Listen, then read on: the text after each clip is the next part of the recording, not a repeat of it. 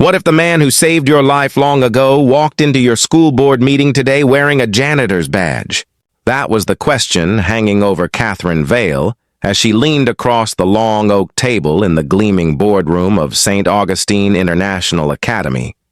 Fluorescent lights hummed overhead. The school's gold crest glinted on the wall behind her. She wore a navy dress that cost more than a teacher's monthly salary and spoke with the confidence of a person used to being listened to. On the far side of the table sat John Mercer, a maintenance supervisor in a work shirt with chalk dust on the sleeves, an emergency whistle hanging from his neck. Parents whispered to one another. What was a blue-collar man doing at an exclusive policy meeting for premium programs? Then Catherine's eyes locked on John's. She tilted her head, her smile as sharp as a blade. "Still remember me?" she asked, her voice pitched just loud enough to carry to every corner of the room. John did not flinch. He placed his badge on the table, looked up, and said quietly, "A true friend never asks to be remembered. He simply stays until the fire is out." Silence fell.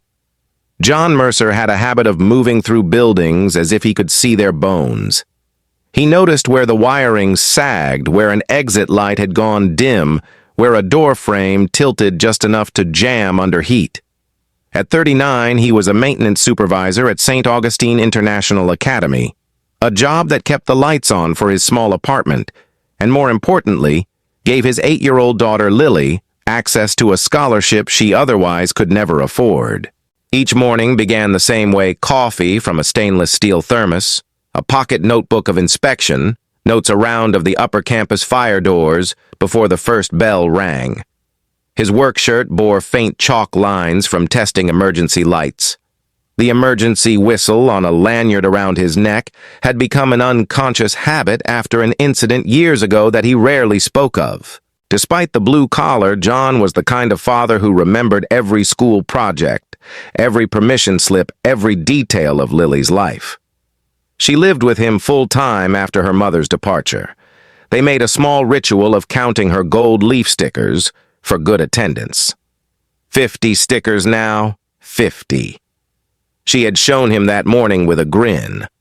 And she had told him about the glamorous woman in her classroom that week, Catherine Vale, who had donated art supplies and promised to sponsor the spring play. "She's so pretty," Daddy Lily had whispered. "And she plays the violin." It was the same Catherine who now sat at the head of the boardroom table. To most of the parents gathered in the glossy halls of the International Academy, John looked like exactly what he was: a maintenance man who happened to have a child enrolled, someone not meant to sit at the table where decisions were made about elite music programs and premium sports clubs. His shirt still bore a faint outline of caulk from sealing an emergency stairwell. His hands were rough from work.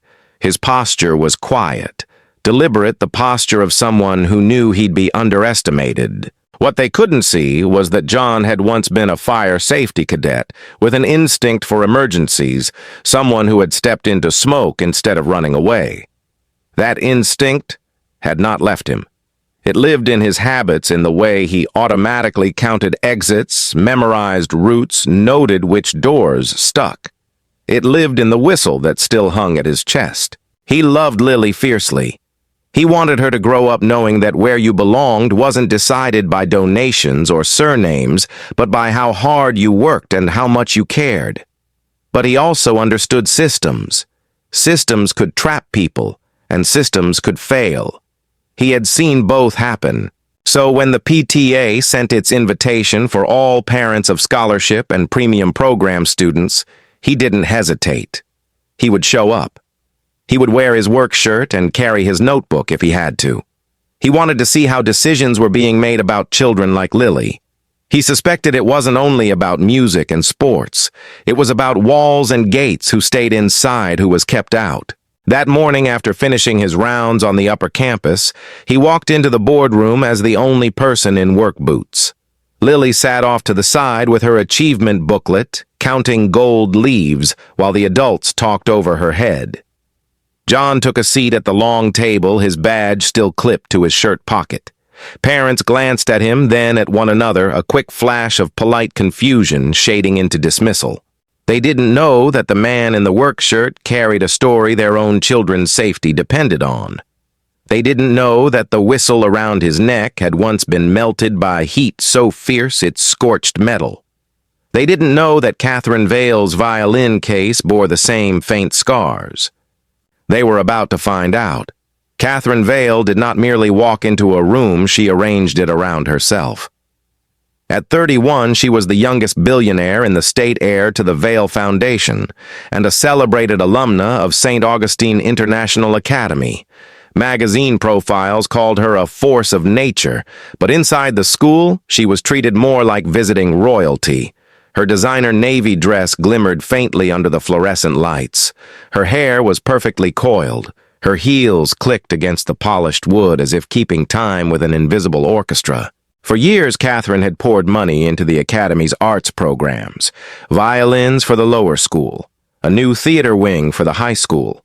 Most recently, she had returned to sponsor the premium music and sports clubs. She spoke often about excellence, about the importance of preparing the next generation of leaders. What she rarely spoke about was her own time at the school, a girl prodigy with a scholarship playing violin under pressure so intense it sometimes felt like punishment. Catherine had learned to wear armor early, now that armor looked like couture and philanthropy. When she glanced at a person, she measured them. When she spoke, she set the tempo. She had been the one to propose quietly but forcefully that the Academy streamline participation in elite programs, code for separating children of donors from children of maintenance staff and teachers. The boardroom reflected her power. A long oak table stretched under cold fluorescent light. The school crest gleamed on the wall. Framed photos of past donors lined the side corridor. Parents leaned forward when she spoke, waiting for a cue on how to vote. Even the PTA chairwoman, a woman famous for running meetings like courtroom sessions, softened her voice when Catherine interjected. She noticed John Mercer the moment she walked in. The work shirt, the emergency whistle, the scholarship daughter sitting quietly in the corner, they all registered instantly. In Catherine's world, nothing happened without significance. She read the room the way a violinist reads sheet music instinctively, with anticipation for the next bar. "Still remember me?" she asked him during the break, a subtle lash disguised as curiosity. To everyone else, it sounded like gossip about a long-ago connection, maybe a summer romance between the rich girl and the maintenance boy. To Catherine, it was a test. Did he know how far apart their lives had drifted? She drummed her manicured fingers against an old violin case at her feet. The case had traveled with her since she was a teenager, its leather worn but still intact, its clasps dulled but functional. If anyone had looked closely, they would have seen faint scorch marks along one edge, a detail Catherine herself rarely allowed her mind to touch. It was just a case, she told herself, just a relic of youth. Yet when Lily Mercer John's daughter pointed at the marks and whispered, "Daddy, her violin case looks like your whistle," Catherine felt a tremor pass through her carefully held composure. She had carried that charred hair clip and that scorched case for years, without ever connecting the pattern of heat damage to a night she could barely remember. But here they all were, the man in the work shirt, the child with the gold leaf stickers, the case with the scars, and her own carefully crafted image of success. The contrast was as stark as the boardroom's architecture, polished oak and stainless steel, on one side scuffed boots and chalk-streaked shirt on the other. And somewhere between them lay the truth she had been avoiding for over a decade. Catherine leaned back in her chair, letting the room's chatter wash over her. On the agenda, proposals, budgets, access controls. Beneath the agenda, the quiet sorting of people into winners and others. Catherine's plan had been simple. Elevate the Academy's prestige, align it with the Vale Foundation's standards, tighten admissions to premium programs. She hadn't planned on running into John Mercer. She certainly hadn't planned on Lily's innocent observation about scorch marks. As the PTA chairwoman called the meeting back to order, Catherine smoothed her dress, her fingers brushing the violin case once more. She thought of the night she had fled a smoke-filled dormitory, a voice calling directions through the haze. She thought of a whistle blowing somewhere in the dark. She thought of a hand pushing her toward an exit. She looked across the table at John Mercer and saw not a maintenance worker, but a living fragment of that memory. The meeting resumed with the air of a courtroom preparing for a verdict. Parents leaned forward, papers rustled, pens clicked. The PTA chairwoman spoke briskly about maintaining the Academy's prestige and protecting the integrity of premium programs. Every phrase was code for separating the children of donors from the children of staff. John Mercer sat at the far end of the table, his work shirt incongruous against the sea of suits and silk. Lily waited off to the side, flipping her gold leaf stickers one by one, aware of the tension in the room, even if she couldn't name it. She knew the adults were deciding something about her future. Catherine Vale raised her eyes from her notes. Standards, she said. Excellence. Preparation. We must be honest about which students truly belong in our top programs. Her voice carried across the boardroom like a conductor's baton cutting through an orchestra. Murmurs of agreement rippled through the other parents. John kept his hands folded on the table, the emergency whistle glinting under the lights. He could feel the subtle pressure building the glances, the whispered asides. Someone behind him muttered, "Maintenance Dad," followed by a low chuckle. It was a setup as old as power itself: isolate, belittle, then remove. He spoke quietly but clearly. Every child here deserves a fair chance to learn and grow, he said. Excellence isn't about who can afford the violin. It's about what you do when you're given one. A father in a tailored blazer leaned back, smirking. This meeting is for families who contribute to the Academy, Mr. Mercer. We're discussing programs, not plumbing. John met his gaze without blinking. And I contribute by keeping your children safe. Emergency exits, fire alarms, systems you don't see until they fail. A ripple of uneasy laughter, then silence. Catherine tilted her head, eyes glinting. Still remember me? She asked again, louder this time, as if testing a fault line. The room stilled. This was no longer a side conversation. This was the richest alumna in the city publicly challenging a maintenance worker. John's answer was slow, deliberate. I remember routes out of burning buildings, he said. I remember the sound of children crying in smoke. I remember what matters when the lights go out. His voice never rose. That made it stronger. Catherine's fingers twitched against the violin case. She tapped one fingernail along the faint scorch marks. Some routes, she said softly, are more memorable than others. Lily tugged on her father's sleeve, whispering, "Daddy, her violin case looks like your whistle." The words carried across the quiet like a pebble dropped in water. Heads turned. Parents frowned, sensing something deeper but not sure what. John picked up his school ID badge, placed it on the table. A real friend never asks to be remembered. He said, his voice low but clear. He simply stays until the fire is out. Pens dropped. The air in the boardroom thickened. Catherine's face drained of color. The hair clip beside her papers trembled slightly as she brushed it with her thumb. Memories pressed in smoke heat, a voice guiding her out. But the power dynamic fought back. A board member with a crisp voice said, "With respect, this is irrelevant to our agenda. We're discussing standards for premium programs, not personal history." John let the silence stretch, then reached into his folder. He unfolded a building evacuation map across the polished wood. "If you want to talk about standards," he said evenly, "let's talk about the safety standards in your premium music wing. This plan is outdated. Your top students rehearse in a space with a single exit bottleneck. In a real emergency, the very children you call properly prepared would be the most at risk." The room shifted uneasily. Parents glanced at one another at the exits at the windows. The conversation they had planned was slipping away. Catherine stared at the map, then at John, then at the emergency whistle hanging from his neck.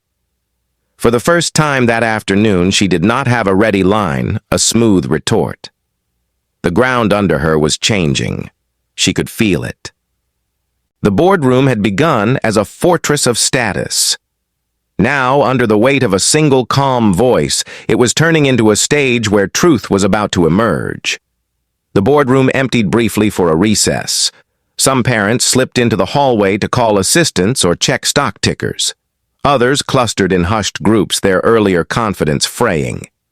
John stayed seated, the evacuation map still spread across the table, the whistle catching the muted light. Lily traced her finger along the lines of the diagram as if it were a treasure map. Catherine remained by the window, her violin case on the ledge, thumb rubbing the faint scorch marks. She could not stop glancing at John. Her heart beat with a pulse she had not felt since she was 17, when smoke had filled the dormitory at St. Augustine, and a voice had called through the haze telling her which way to crawl, which door to find. Until today, she had thought of that voice as faceless, some nameless cadet who had disappeared into the night. Now the pieces began fitting together, the whistle, the map, the words, the quote. She opened a leather-bound journal she kept in her purse. Inside were pages of notes from her father written years ago when he served on the school's safety committee. One entry had always puzzled her. A real friend never asks to be remembered. He simply stays until the fire is out. She had underlined it in college but never known where it came from. Today, John Mercer had finished the line with the same rhythm her father had written it. It could not be coincidence. She remembered another thing, a small metal hair clip she had kept in a velvet pouch all these years. It had been in her hair that night, twisted and scorched when a beam collapsed near the dorm stairwell. A boy had grabbed it, pressed it into her palm as he guided her out. She had thought of it as a talisman of survival, but never as a clue to someone's identity. Her hand went to her purse, found the pouch, drew out the clip. She set it on the table beside John's badge and his whistle. 3 objects each, marked by heat and time. "Mr. Mercer," she said, her voice lower than before. "Were you at St. Augustine in 2006? John's eyes flicked to the clip, then back to her face. "Yes, you were the one," she whispered. "I was there," he said simply, "and so were you." The hallway noise seemed to fade. Lily looked up, sensing the adults had entered a different kind of conversation. Catherine's composure cracked. "I've carried this for years," she said, touching the scorched metal. "I never knew who saved me. I never even knew your name." John's reply was quiet but firm. "You weren't supposed to. My job was to get you out, not to be remembered." She stared at him. "You disappeared. I finished my shift, then I left. No one asked me to testify. No one asked me anything." Her throat tightened. "My father quoted you in his notes." John gave a small shrug. He was the one who listened. He stayed until the fire was out too. The room beyond the windows blurred. Memories pressed against her like heat waves. She saw herself at 17, crawling through smoke, coughing, a hand on her shoulder, guiding her toward the exit. She remembered the voice telling her to stay low, to keep moving. She remembered the sudden blast of cold air when they reached the courtyard and the boy disappearing back inside. In her mind, she had built a narrative of her own resilience, her own survival. But the truth was sitting across from her in a work shirt, his daughter quietly turning gold leaf stickers. John folded the evacuation map. "You don't owe me anything," he said. "But those kids upstairs deserve better safety than you're giving them. That's all I came to say." Catherine picked up the scorched clip, feeling its weight differently now. Around them, the boardroom slowly refilled. Parents returned to their seats, their chatter subdued. The PTA chairwoman called the meeting back to order, but the atmosphere had shifted. Catherine closed the journal. She did not speak immediately. She looked at John, at the whistle, at the badge. Her father's words rang in her head. He simply stays until the fire is out. For the first time in years, she wondered what staying might look like for her, not as a benefactor from a distance, but as someone willing to stand beside the people she claimed to serve. Her eyes met John's across the table. Something unspoken passed between them, something bigger than apology but softer than pride. The pressure building for more than a decade was about to break. The boardroom's air felt charged, as though a summer storm had rolled in without rain. Parents shifted in their seats. Some whispered, some stared at their phones, but no one could ignore the objects on the table: the scorched hair clip, the emergency whistle, the maintenance badge. 3 small relics telling a story no brochure could sell. The PTA chairwoman tried to resume the agenda. "Let's return to the matter of premium program standards," she began, but Catherine's voice cut through lower and steadier than before. "Not yet," she said. "We need to discuss something more important." John said nothing. He sat with his hands folded, Lily leaning against his arm, her eyes fixed on Catherine. Catherine stood slowly. "For years," she said, "I have believed excellence meant separation, that our program should be reserved for those who looked prepared on paper. I built walls to keep some children out. But someone once pulled me through a wall of smoke when I was a girl at this very school. Someone who had every reason to leave but stayed until the fire was out. He's sitting right here." She gestured toward John. A hush fell over the room. Parents looked at one another, some in disbelief, some in quiet shame. An older teacher in the back row put a hand to her mouth, tears forming. She had been there that night too. Catherine picked up the scorched hair clip and held it up. "This was in my hair when the ceiling came down." He pressed it back into my hand as he guided me out. "I've carried it ever since. I never knew his name until today." Her voice trembled just enough to make it real. She set the clip down again next to the whistle. "Excellence isn't about test scores or donations," she said. "It's about character, about showing up when it matters." John's jaw tightened. He hadn't asked for a speech.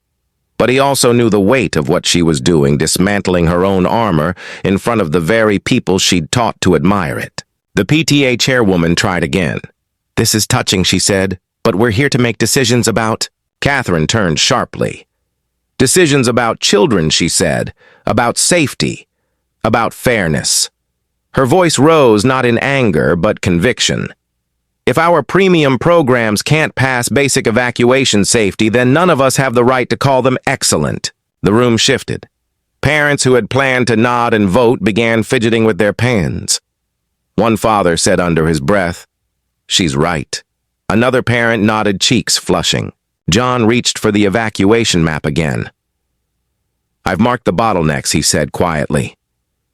"If a fire breaks out during rehearsal, the kids you're calling elite are the ones trapped at the farthest point from a viable exit. They're the ones in danger." Catherine met his eyes. "Show me," she said. They walked together to the map. He pointed at the arts wing, the stairwells, the missing secondary exit. She listened. Not the way a donor listens for PR. The way a survivor listens to the person who once saved her. Lily watched, small and intent. She whispered to her friend, "Daddy never leaves when someone isn't safe." Her words carried farther than she intended. Heads turned. The simple statement landed heavier than any speech. Catherine's hand went to her journal. Her father's quote stared back at her. "He simply stays until the fire is out." She realized she had built an empire on visibility headlines, magazine covers, yet the person who had shaped her survival had lived invisibly right under her nose. She turned to the room. "The Vail Foundation will fund immediate safety upgrades," she announced. "All wings. All students. No separation." The chairwoman sputtered. "We can't just—" "We can," Catherine said, "and we will. Until every child can leave this building safely in an emergency, there will be no premium program distinctions." Her words rang in the silence. They weren't just about safety.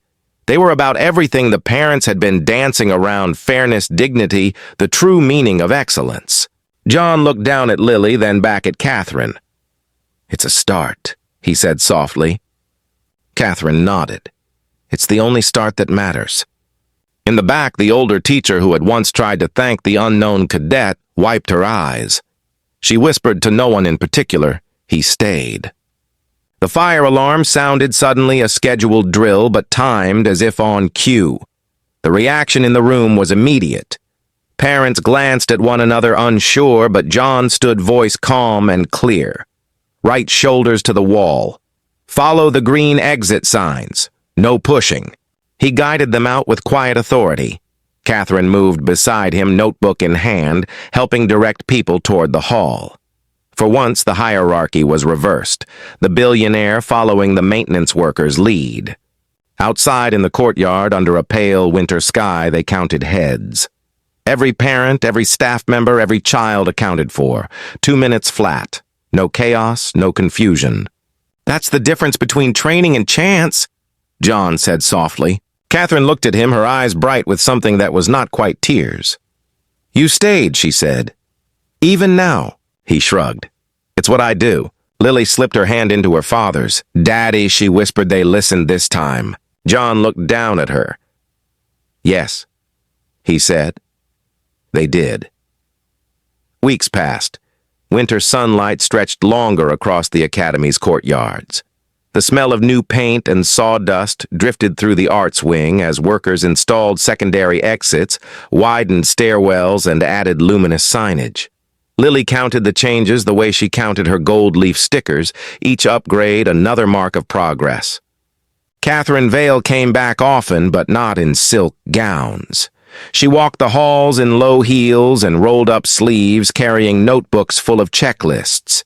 Teachers began to treat her not as a donor swooping in, but as someone working beside them. For the first time since her own student days, she felt she was building something from the inside out. John stayed at his post. Same whistle, same notebook, same quiet voice when he guided a fire drill. But now parents and staff greeted him by name. Some shook his hand. A few even apologized. He accepted their thanks with the same steady humility he had brought to the evacuation map that first day. One cold afternoon after Lily's music practice, Catherine stood at the end of the hallway, watching John check an exit door. She held the scorched hair clip in her hand. She had not decided whether to give it back or keep it. Some debts could not be repaid. Some symbols needed to remain unresolved. She asked softly, "John, what would you do if you didn't have to stay anymore?" He looked at her and then at Lily, laughing with a new friend. "Maybe it's not about having to stay," he said quietly. "Maybe it's about choosing to." They stood there for a moment, neither speaking, watching the children run past the bright green exit signs. "What would you do?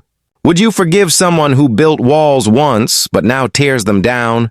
Would you open your gates to the person the world taught you to overlook? In the end, is family about blood or about the hands that help you find your way out? The camera lingers on the whistle, the badge, and the scorched hair clip resting on the table. The scene fades before an answer can be given, leaving it to the viewer to decide.